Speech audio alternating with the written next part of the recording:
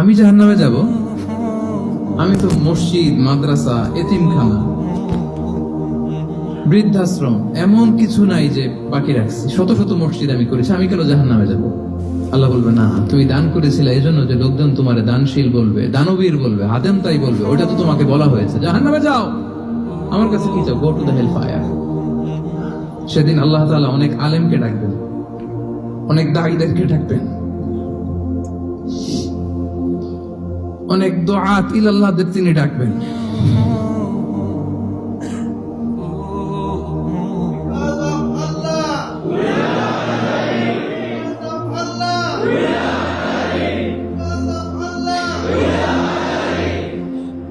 সেদিন অনেক দুআত ইলাল্লাহদেরকে ডেকে আল্লাহ বলবেন যে তুমিও জাহান্নামে যাও। সে বলবে, আল্লাহ কেন? আমি মানুষকে কোরআন শিখিয়েছি, আমি মানুষকে হাদিস শিখিয়েছি,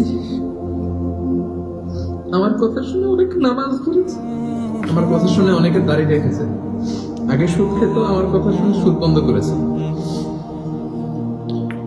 আমার কথা শুনে তো আল্লাহ এরা নামাজি হয়ে গিয়েছে। দ্য এন্টায়ার সোসাইটি সুদ বন্ধ করেছে, নামাজ ধরেছে, তারা ফরজ যাকাত দিত।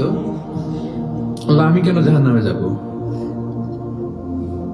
আল্লাহ বলবেন, তুমি এই দাওয়াতি কাজ করেছো, লোকজন তোমাকে বড় আলেম বলবে, লোকজন তোমাকে বড় সেলিব্রিটি বলবে, লোকজন তোমার নামে তাকবীর দিবে, তোমাকে বড় আলেম বলবে, বড় দাঈ বলবে।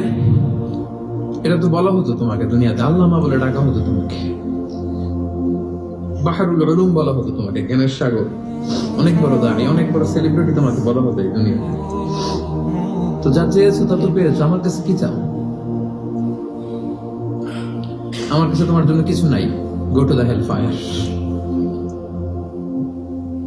তুমিও জাহান্নামে যাবে। আল্লাহ এরকম আলেম হওয়া থেকে আমাদেরকে তুমি বাঁচাও।